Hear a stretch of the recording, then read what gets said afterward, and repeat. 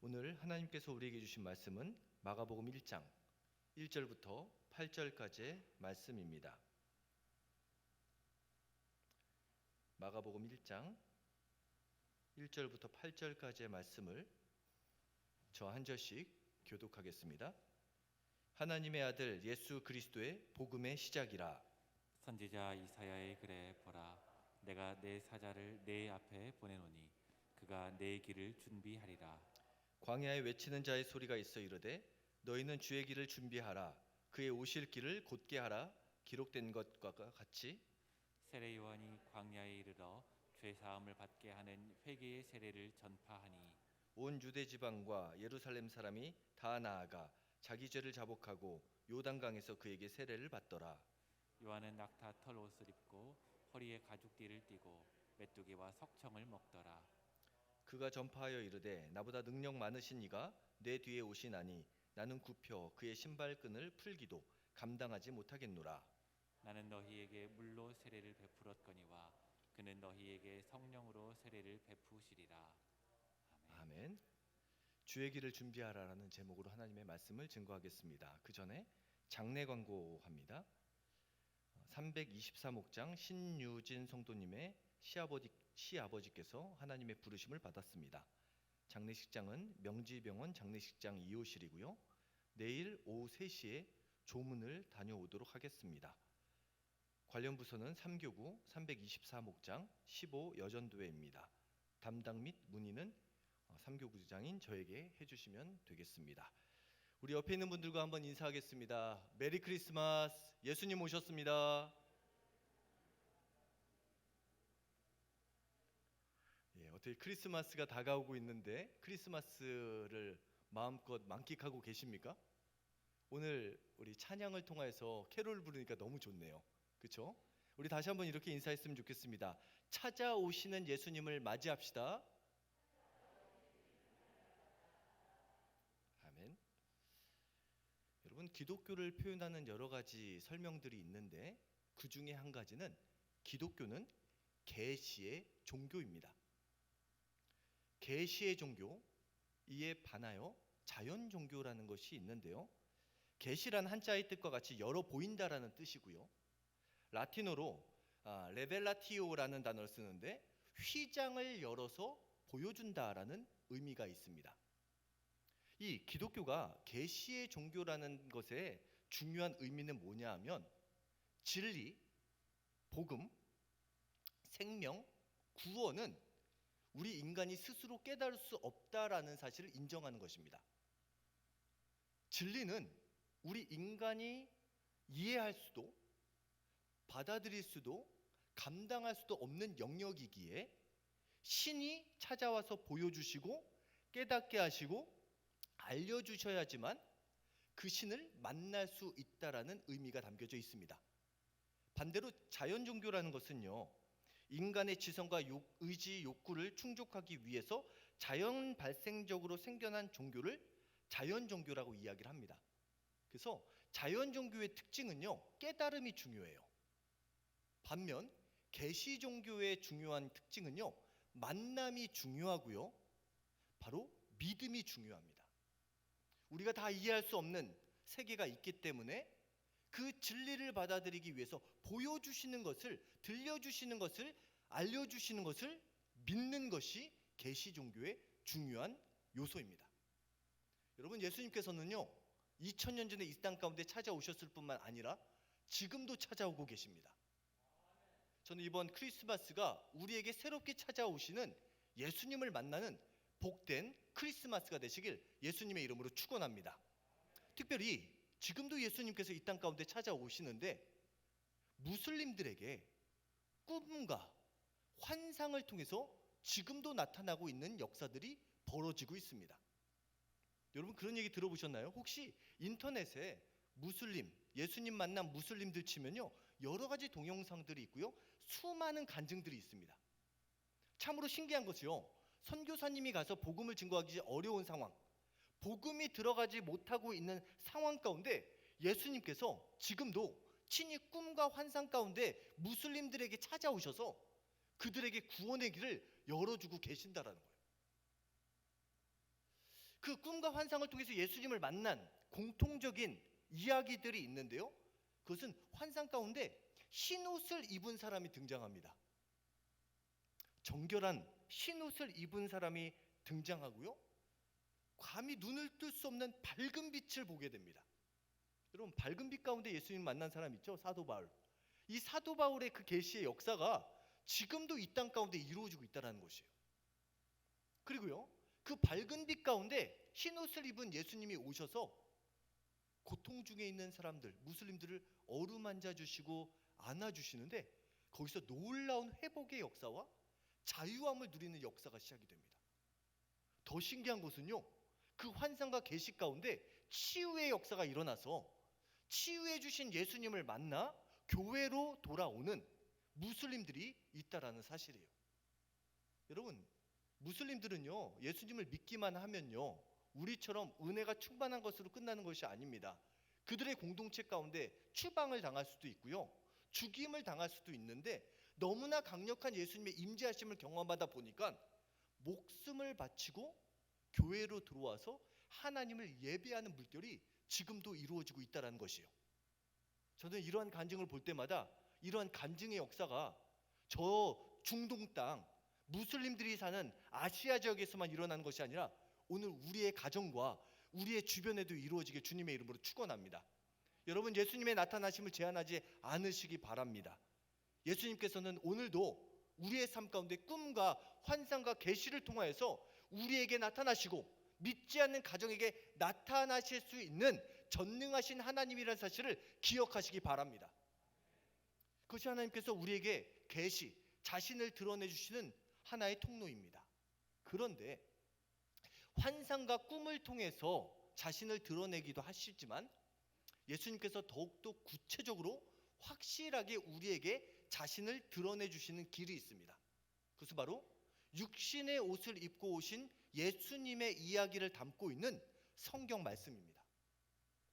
지금도 누구나 하나님의 말씀을 통하여서 하나님의 계시, 우리가 도저히 이해할 수도 다 감당할 수도 없는 신비의 이야기가 담겨져 있는 그 복음의 진리를 성경에 담아 주셨습니다. 그래서 우리는 누구나 성경을 통해서 예수님을 알아가면, 육신의 옷을 입고 오신 예수님을 알아가면 우리는 그 진리를 깨달을 수가 있고요, 예수님을 만날 수가 있고요, 예수님이 오늘도 나와 함께 하시는 그 임마누엘의 은혜를 경험할 수 있게 된다라는 사실입니다. 저는 이번 특별히 대림절기를 통하여서, 이번 크리스마스를 통하여서 말씀을 통해서 자신을 온전히 계시하신 예수 그리스도를 만나시는 저와 여러분이 되시길 예수님의 이름으로 축원합니다. 오늘 본문의 이야기를 보면 그 예수님의 오심을 준비한 두 사람이 등장하는데요, 참 신기하게도 같은 이름입니다. 요한이라는 사람입니다. 오늘 본문을 통해서 하나님께서는 이 두 요한을 통하여서 예수님의 오심을 준비한 이야기를 다루고 있고요, 다른 말로 우리가 어떻게 새롭게 찾아오시는 예수님을 준비해야 될지 알려주십니다. 두 요한을 통해서 찾아오신 예수 그리스도의 임재가 오늘 말씀을 통해서 우리의 삶과 나의 심령과 가정과 나의 기도 제목 가운데 임하시는 복된 이 밤이 되시길 예수님의 이름으로 축원합니다. 그렇다면 이 대림절 기간 자신을 드러내시고 계시하시는 예수님과의 만남을 준비하기 위해서 우리는 무엇을 준비해야 할까요? 따라 하시겠습니다. 자신의 신앙을 고백해야 합니다. 자신의 신앙을 고백해야 합니다. 오늘 본문 말씀 1절 함께 봉독합니다. 하나님의 아들 예수 그리스도의 복음의 시작이라. 아멘. 여러분, 이 고백을 한 사람은요, 누구냐면 바로 마가복음의 저자 마가입니다. 이 마가복음의 저자 마가에게는 성경에 보면 두 가지 이름으로 불려지는 것을 알게 됩니다. 하나의 이름은 마가고요, 또 하나의 이름은 요한입니다. 성경에 보면요, 때로는 마가라고 번역이 될 때가 있고요, 때로는 요한이라고 불릴 때가 있어요. 마가라는 이름은 헬라식 이름이고요, 요한이라는 이름은 유대식 이름입니다. 그러니까 유대식으로 불릴 때는 요한, 헬라식으로 불림을 받을 때는 마가라는 이름으로 불리는 사람이 바로 오늘 마가복음의 저자입니다. 첫 번째 요한이죠. 여러분, 이 요한은 예수님의 제자 요한과 혼동해서는 안 됩니다. 성경에 보면 요한이 많이 나와요. 그래서 이 요한이 어떤 요한인지를 분별하지 않으면 성경의 이야기가 꼬일 수가 있습니다. 그래서 마가 요한, 마가복음을 기록한 이 마가 요한이 지금 놓여져 있는 상황은 어떤 상황이냐면 고난과 박해 중에 있는 상황입니다. 로마의 통치 가운데 크리스찬들에 대한 박해가 이루어지고 있는 시점에 하나님께서는 마가 요한을 통하여서 고난과 역경 가운데 있는 믿음의 공동체에게 위로와 소망의 메시지를 전하십니다. 그 마가복음을 통해서 소망의 메시지가 전달되는데 첫 번째 시작되는 말씀이 하나님의 아들 예수 그리스도 복음의 시작이다. 이것은 뭡니까? 바로 마가 요한의 신앙 고백입니다. 지금 고난과 역경 중에 있는 믿음의 공동체를 위로할 때 마가 요한이 가장 먼저 무엇을 이야기하냐면 설명이 아니라 자신의 신앙을 고백하는데요. 바로 내가 믿는 예수님은 어떤 분이십니까? 하나님의 아들이고 예수 그리스도다라는 것을 선포하고 있습니다. 여러분, 진정 오늘도 우리의 삶 가운데 예수님이 찾아오시는 그 은혜의 역사가 시작되는 그 시점에는 무엇이 있느냐? 올바른 자신만의 신앙 고백이 있습니다. 여러분, 예수님을 잘 믿으십니까? 아멘입니까? 물론 예수님 믿지 않으면 여기 이 자리에 와 계시겠습니까? 와 계시니까 믿는 거죠. 그런데 여러분이 믿으시는 예수님은 도대체 어떤 분이십니까? 여러분은 어떠한 예수님을 믿고 계십니까? 여러분, 단순히 예수님이 어떤 분이다라는 객관적인 지식이 여러분의 삶을 변화시킬 수 없습니다. 진정한 신앙의 고백, 하나님과 나와의 관계가 인격적으로 이루어지기 위해서는 나만의 자신의 신앙 고백이 이루어져야 됩니다. 마가는 고백합니다. 예수님은 하나님의 아들이시오 그리스도십니다. 그런데 여러분, 이 신앙 고백 어디서 들어본 것 같지 않으십니까?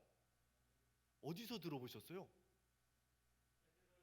아, 역시 승현이 고맙다. 전개를 잘 도와주고 있어. 예, 바로 베드로의 신앙 고백. 주는 그리스도시오 살아계신 하나님의 아들입니다. 이 주라는 단어는 2인칭, 당신은 그리스도시오 살아계신 하나님의 아들입니다라는 고백이에요. 너무나 신기하지 않습니까?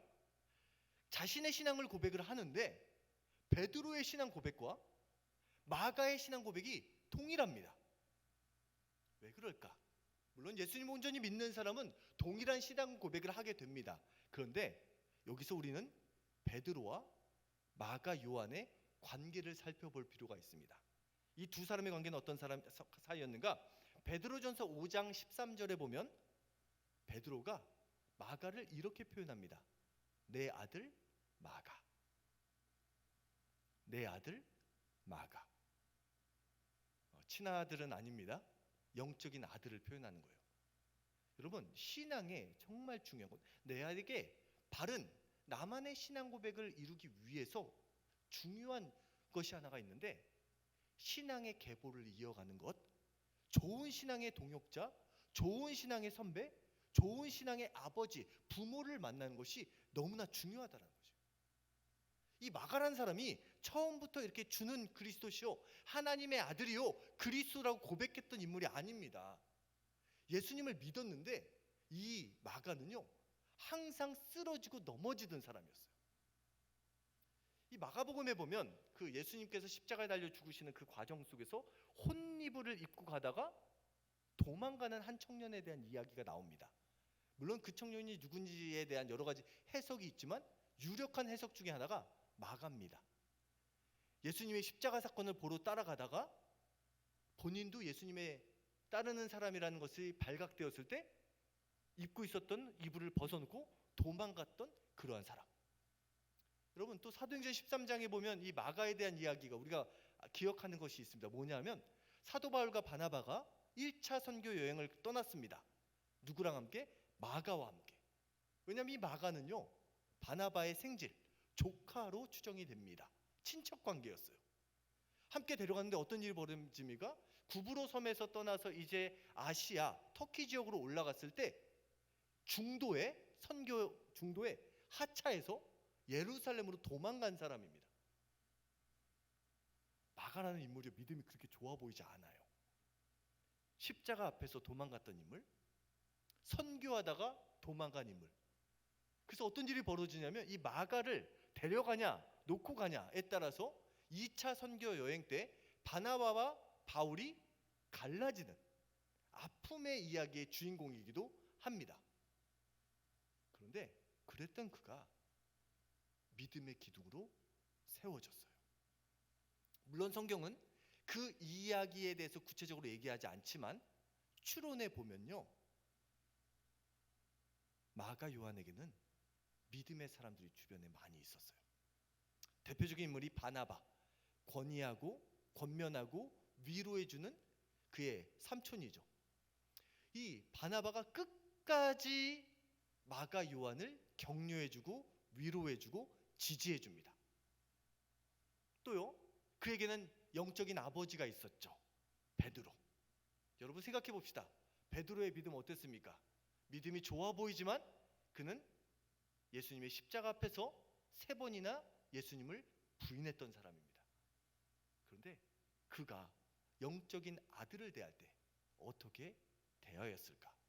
아마도 자신의 삶을 반면교사 삼아서 충분히 마가 요한을 이해해주고 안아주고 감싸주고 다시 일어날 수 있도록 용기를 북돋아주며 바로 하나님의 복음을 온전히 가르치는 일을 하지 않았을까 생각해 볼 수 있습니다. 또 이 마가에게는요, 육신의 믿음 좋은 어머니가 있었습니다. 그의 집안은 상당히 부유한 집안이었어요. 마가의 다락방 기억하시죠? 120명이나 들어갈 수 있는 그러한 집을 소유했던 부자였습니다. 유력한 사람이었습니다. 그리고 어머니가 믿음의 어머니였어요. 그럼에도 불구하고 마가 요한은 끊임없이 쓰러지고 넘어지는 사람이었지만 끝끝내 하나님께서는 믿음의 사람들을 통하여서 마가 요한을 일으켜 세우고 교회의 기둥으로 세워 주십니다.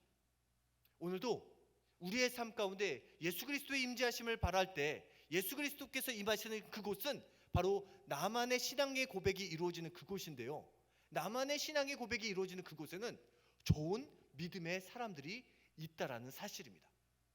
저는 이번 크리스마스, 이번 대림절의 기간이 우리를 찾아오시는 예수님을 기다리는 것도 중요하지만 그 예수님의 찾아오시는 예수님을 함께 기다리는 믿음의 동역자들을 만나는 복된 크리스마스가 되시길 예수님의 이름으로 축원합니다. 여러분을 영적으로 끌어줄 수 있는 사람, 때로는 바울과 같이 직설적으로 그 사람의 잘못을 깨닫게 해줄 수 있는 사람. 여러분 근데 그거 아세요? 바울이요, 마지막 순교를 앞둔 상황에서 마가를 데려오라라고 얘기합니다. 그리고 로마의 감옥에 갇혀있는 순간에 함께 갇힌 자 명단 중에 마가가 들어와 있어요. 여러분 진짜 우리의 믿음은요, 하나님과의 관계 속에서 온전히 세워지는 것도 물론 가능합니다. 그러나 진정한 믿음의 세워짐은 믿음의 동역자들과 함께할 때, 믿음의 사람들과 함께하는 과정을 통해서 우리의 믿음은 자라나고 새롭게 찾아오시는 예수님을 만날 수 있다라는 사실입니다. 이번 대림절 기간을 통해서 좋은 믿음의 동역자를 구하며 함께 믿음의 예수님을 기다리는 복된 대림절이 되시길 예수님의 이름으로 축원합니다. 두 번째, 예수님을 맞을 준비를 하기 위해서 따라하시겠습니다. 주님의 길을 따라가야 합니다. 주님의 길을 따라가야 합니다. 본문 말씀 2절부터 4절까지 읽겠습니다. 선지자 이사야 그래 보라, 내가 내 사자를 내 앞에 보내노니 그가 내 길을 준비하리라. 광야에 외치는 자의 소리가 있어 이르되 너희는 주의 길을 준비할 그의 오실 길을 곧게 하라. 기록된 것과 같이 세례 요한이 광야에 이르러 죄 사함을 받게 하는 회개의 세례를 전파하니. 아멘. 주의 길을 준비하라라는 이 메시지는 이미 700년 전 이사야 선지자를 통하여서, 또한 약 450년 전 말라기 선지자를 통하여서 주의 길을 예비하라라는 메시지가 선포가 되었습니다.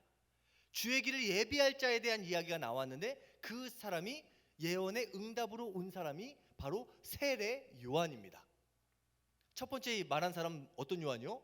마가 요한이었고요.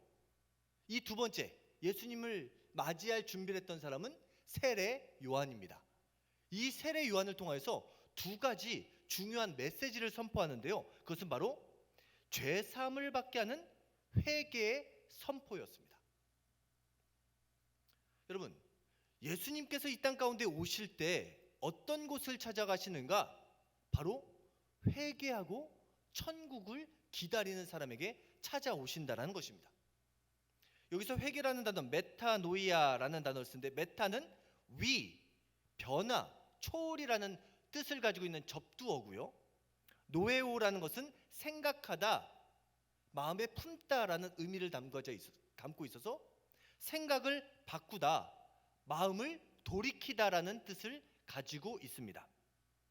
여러분, 하나님의 나라가 임하는 것은요, 하나님의 나라가 임하는 것을 준비하기 위해서 우리는 무엇을 해야 되냐면 회개해야 됩니다. 진정으로 회개하는 사람을 통하여서 하나님의 은혜의 역사가 나타나게 된다라는 것이죠.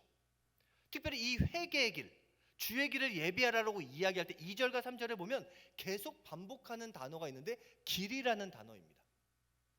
여러분, 회개는요, 주님의 길을 준비하고 주님께서 걸어가신 길을 함께 따라가는 것이 회개입니다. 내가 걸어갔던 다른 길에서 주님께서 걸어가셨던 그 길을 걸어가는 것, 그것이 바로 진정한 회개라는 것이에요. 여러분, 우리가 회개를 생각할 때 중요한 것은요, 잘못을 고하는 것, 내가 잘못했던 모든 것을 생각나서 하나님께 아뢰는 것도 물론 중요하지만 진정한 회개는 주님과 함께 같은 길을 동행하는 것, 돌이켜서 주님이 가신 그 길, 주님께서 함께 하시는 그 길을 함께 걸어가는 것이 진정한 회개라는 것이에요. 특별히 이 누가복음 3장에 보면 이 회개를 선포하면서 사도 바울이 이런 표현을 씁니다. 회개에 합당한 열매를 맺어라. 회개에 합당한 열매를 맺어라. 여기서 합당한이라는 단어, 악시오스라는 단어가 있는데요, 이것은 양팔 저울을 의미합니다. 회개와 합당한 열매가 균형을 이루어야 된다는 것이에요. 단순히 잘못한 것을 고백하는 것이 끝이 아니라 잘못한 것을 고백한 이후에 하나님께서 기뻐하시는 생명의 열매를 맺는 것, 실천의 삶을 사는 것, 하나님께서 기뻐하시는 삶을 살아가는 것이 함께 회개에 포함된다라는 것이에요. 그러면서 이 세례 요한은 이렇게 얘기합니다. 두 벌 옷을 가지고 있는 사람은 옷을 나눠주고, 먹을 것이 있는 사람은 먹을 것이 없는 사람들에게 나눠주고, 세리는 부과된 것 외에 거두지 말고, 군인들은 강탈하지 말아라. 이것이 진정한 회개라고 말하고 있는 것이요. 여러분, 우리 크리스찬들은 회개를 하지 않는 사람은 없습니다. 특히 찬양 중에 계속 회개 기도하죠. 그런데 왜 우리의 삶이 바뀌지 않습니까? 왜 회개를 하는데 우리의 삶 가운데 주님과 동행하는 기쁨을 누리지 못합니까? 그것은 회개가 고백으로 끝나기 때문입니다. 진정한 회개는요, 회개에 합당한 열매를 맺는 것입니다.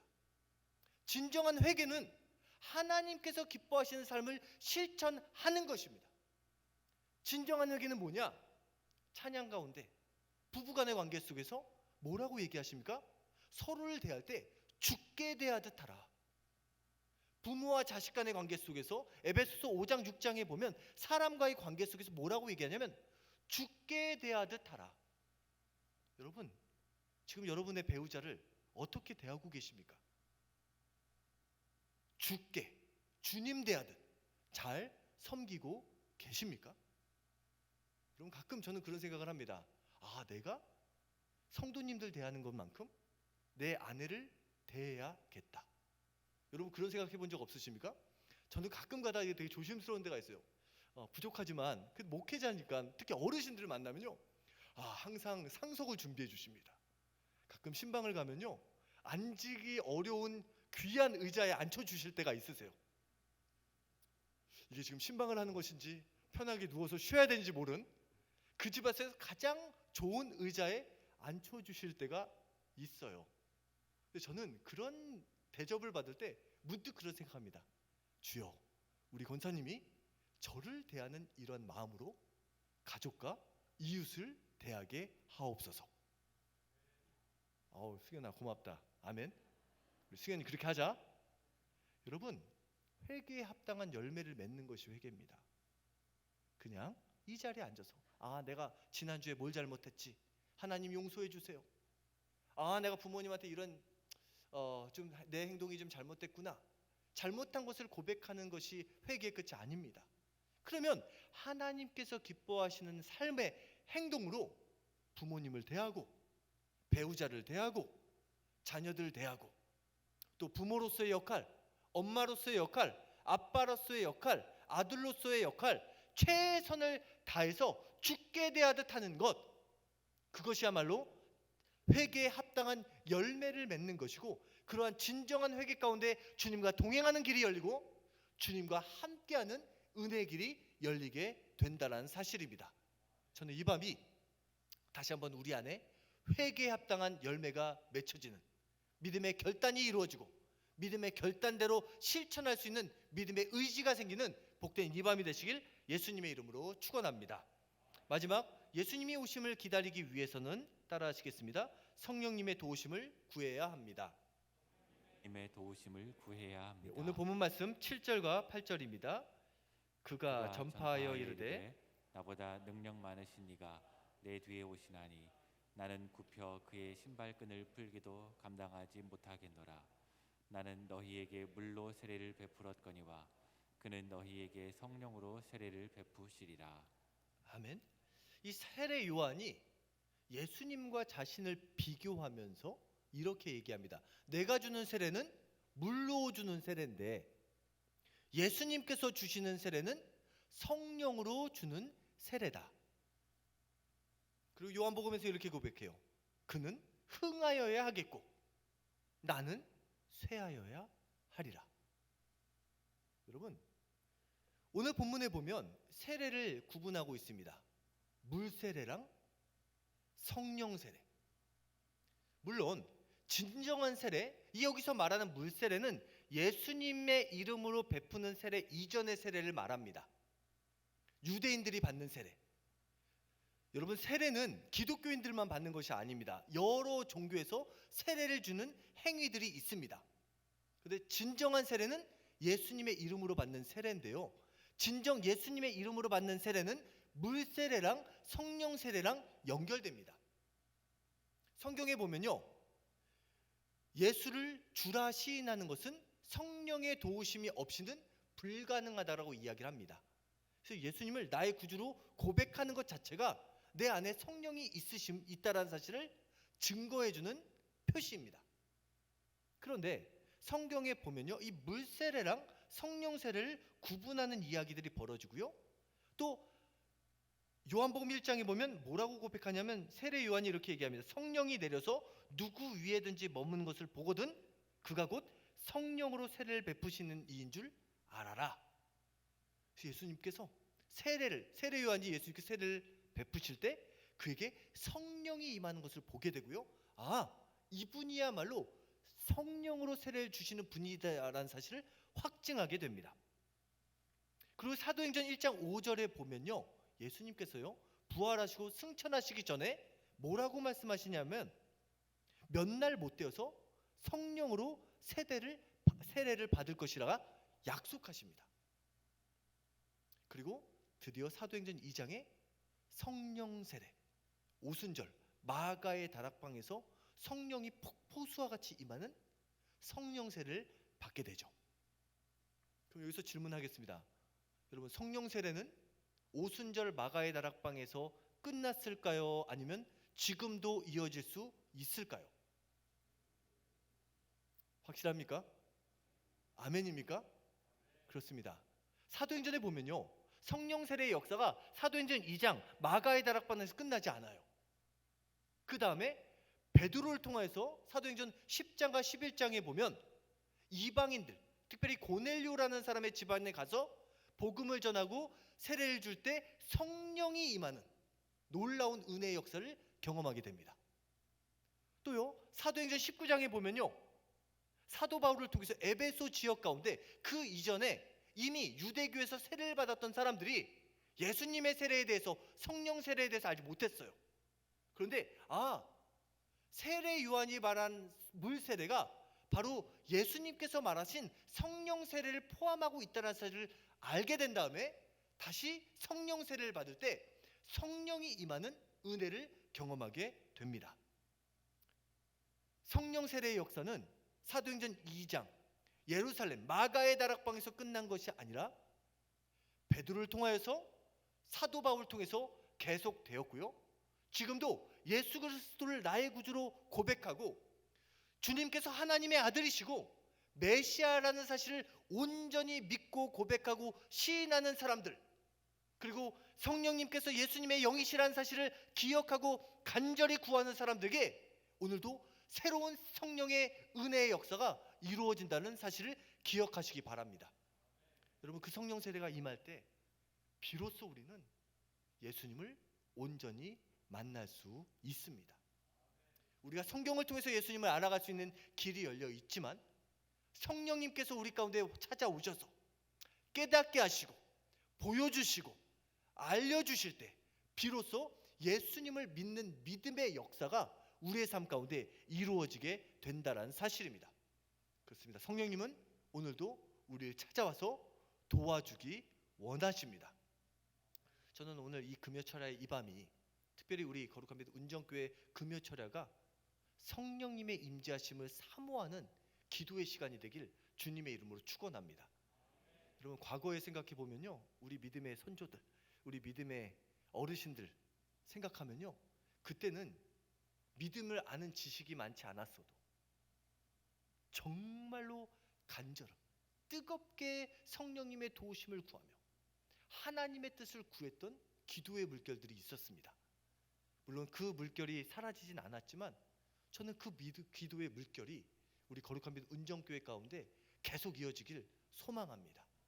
오늘 이 밤 우리가 뜨겁게 약속하신 성령님, 예수님의 영이신 성령께서 우리 가운데 찾아와 주시고 충만하게 우리의 마음을 믿음으로 채워주셔서 나는 할 수 없지만 예수님께서 십자가에서 말씀하신 원수를 사랑하라고 말씀하신 사랑의 역사를 이루는 하나님의 은혜, 성령 충만한 사람들이 정말로 어떠한 상황 속에서도 하나님의 뜻을 이룰 수 있는 하늘의 능력을 경험할 수 있었던 것처럼 오늘 이 밤 예수님의 마음이 우리의 마음 가운데 이루어지고 성령님의 도우심으로 말미암아 새롭게 찾아오시는 생명의 역사를 경험하는 격어복된 이 밤이 되시길 예수님의 이름으로 축원합니다.